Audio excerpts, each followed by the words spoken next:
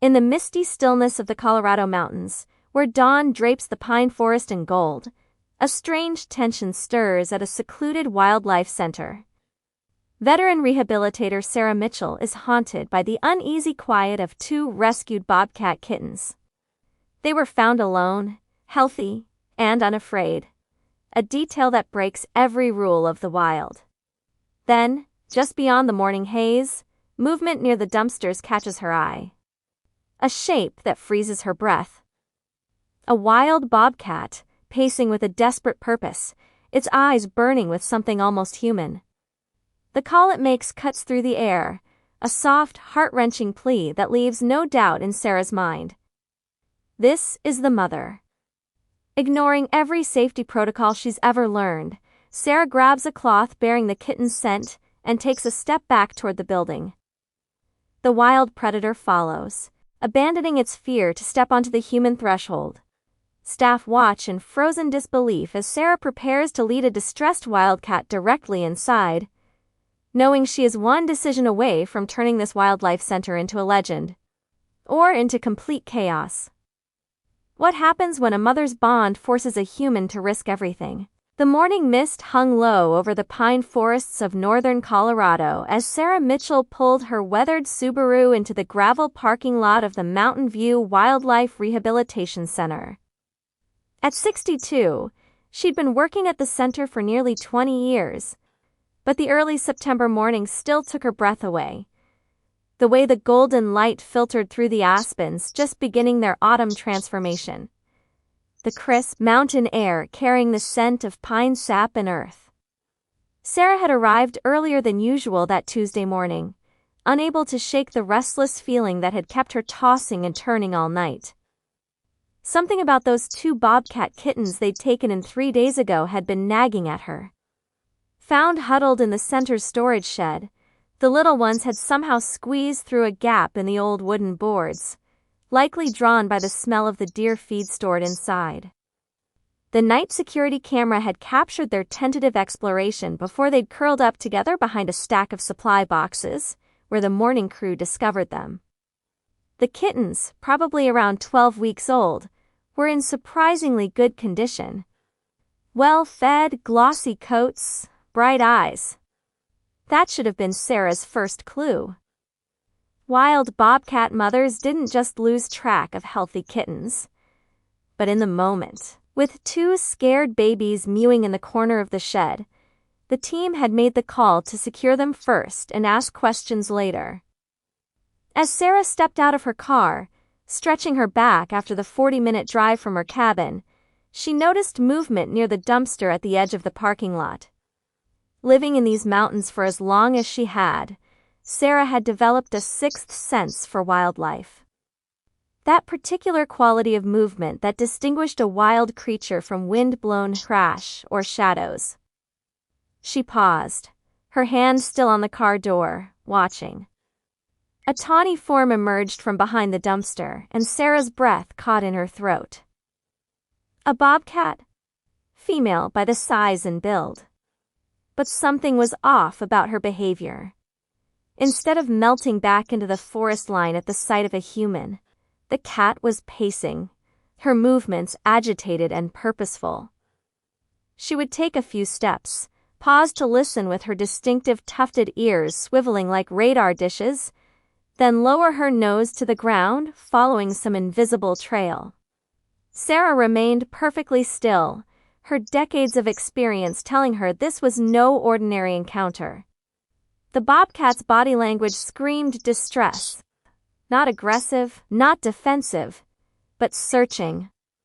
The cat let out a soft chirping call, a sound Sarah recognized immediately. It was a mother's call to her young. The realization hit Sarah like a physical blow. The kittens in their quarantine room. This had to be their mother.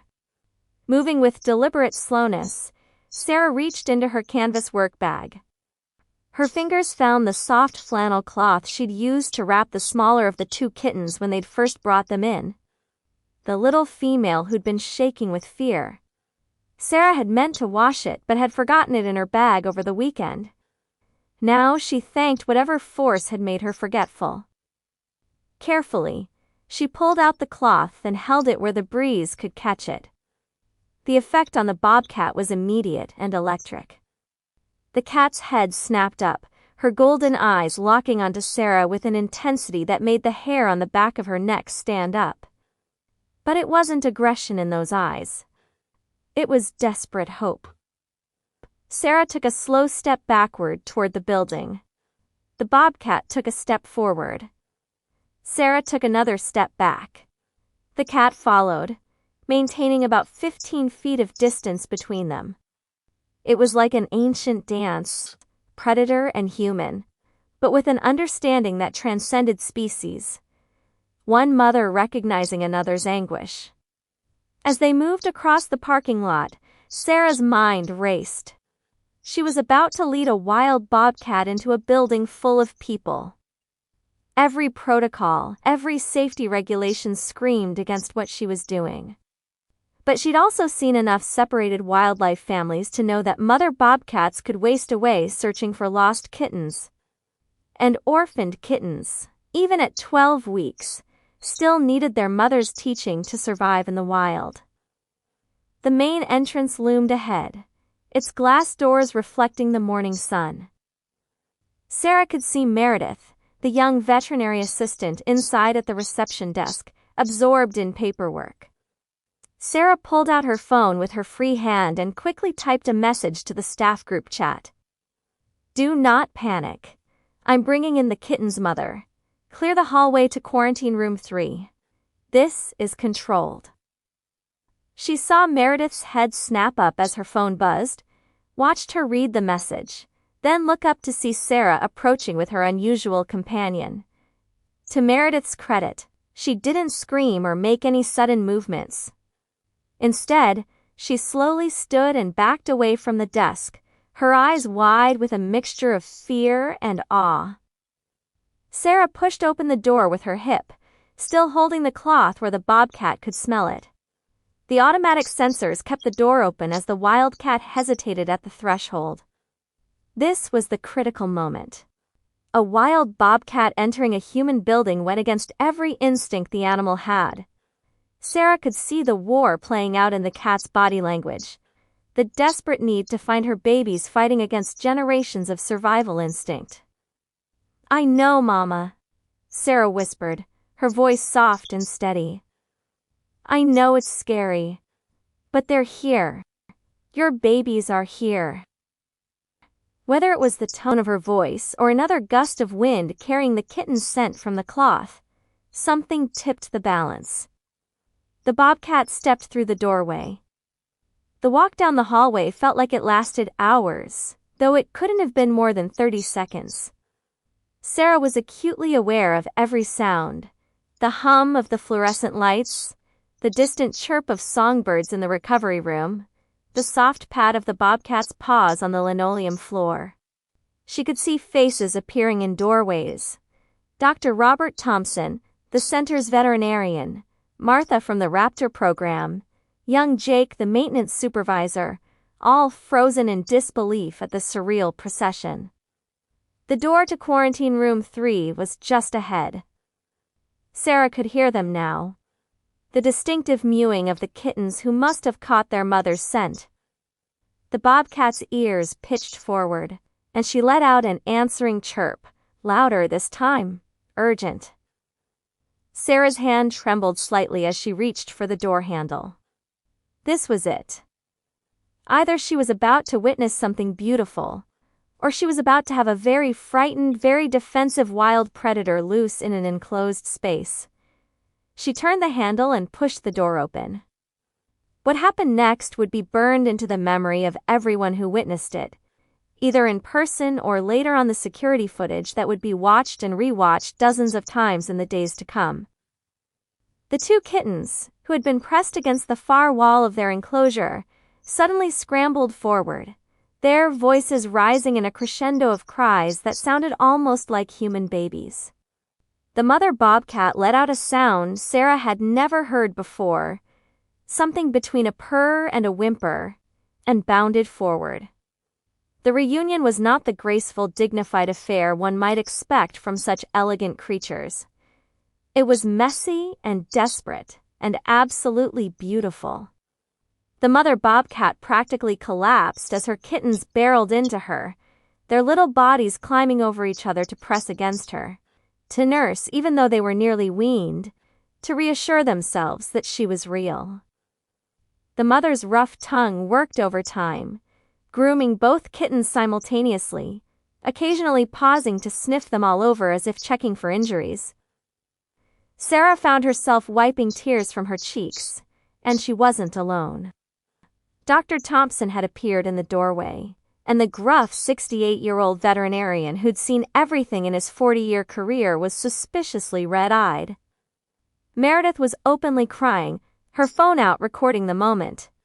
Even Jake, barely 22 and usually more interested in fixing generators than animal behavior, stood transfixed.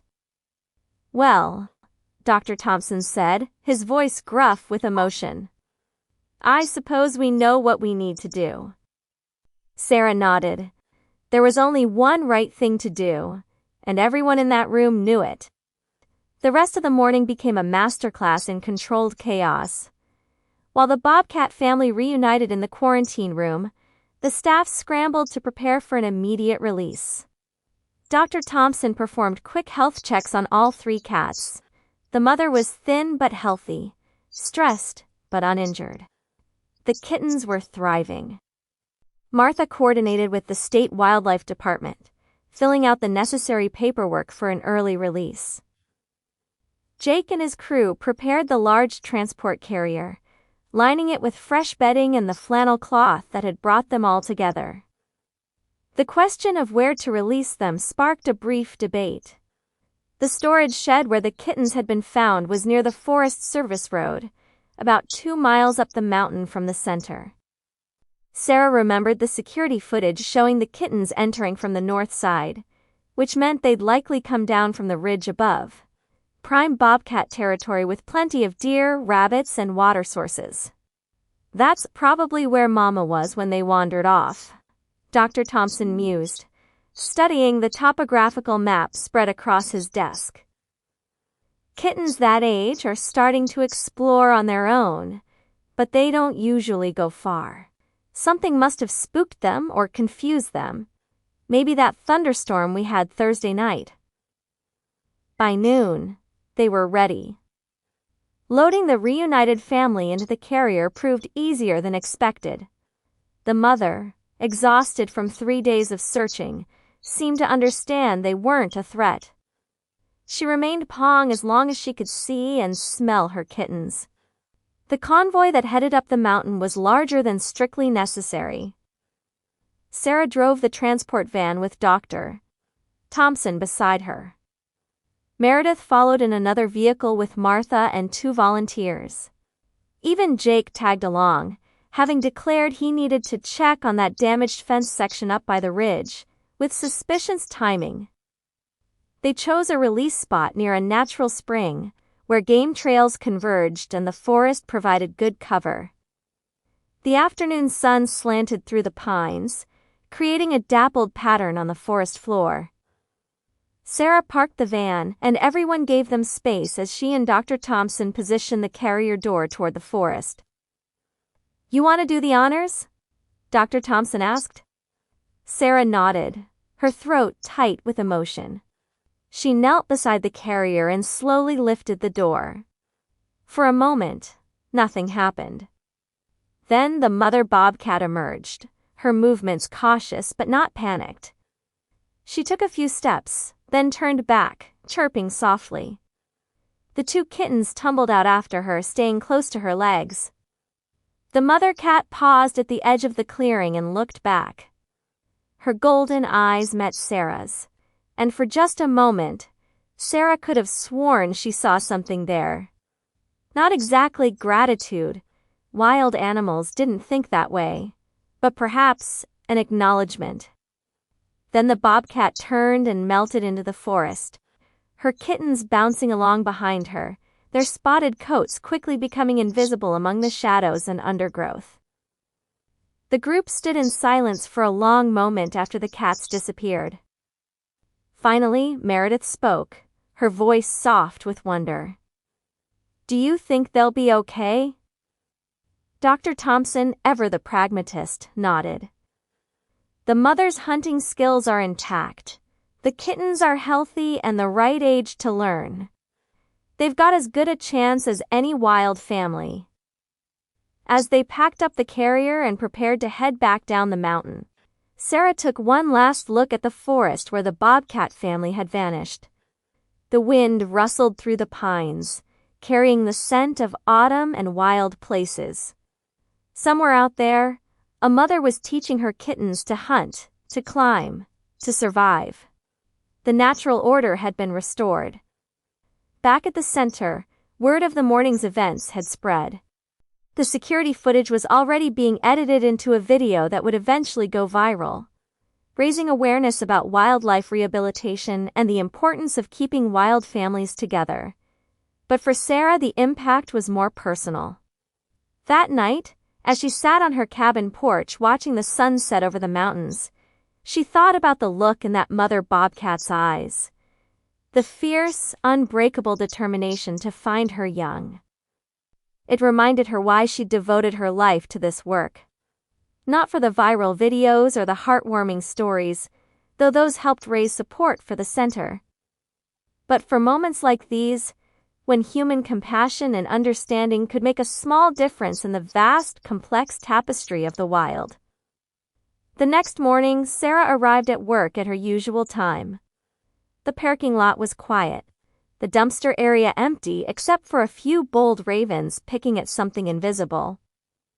But as she walked toward the building, she noticed tracks in the soft earth near the forest edge. The distinctive round prints of a bobcat, 2 sets of smaller prints following behind. They were moving north, up the mountain toward home.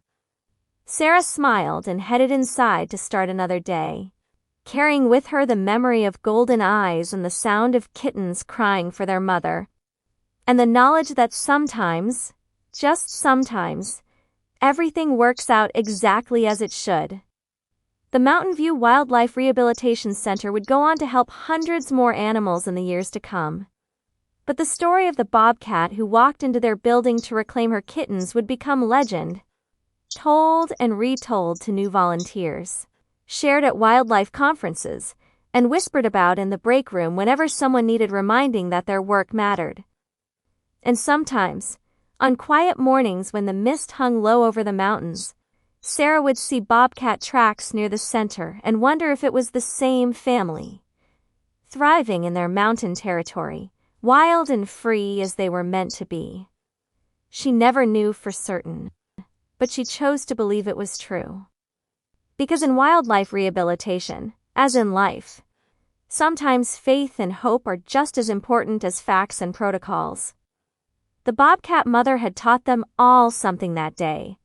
That the bonds between parent and child transcend species, that trust can bloom in the most unlikely moments, and that sometimes the bravest thing you can do is follow your instincts, even when they lead you straight through the front door of a human building.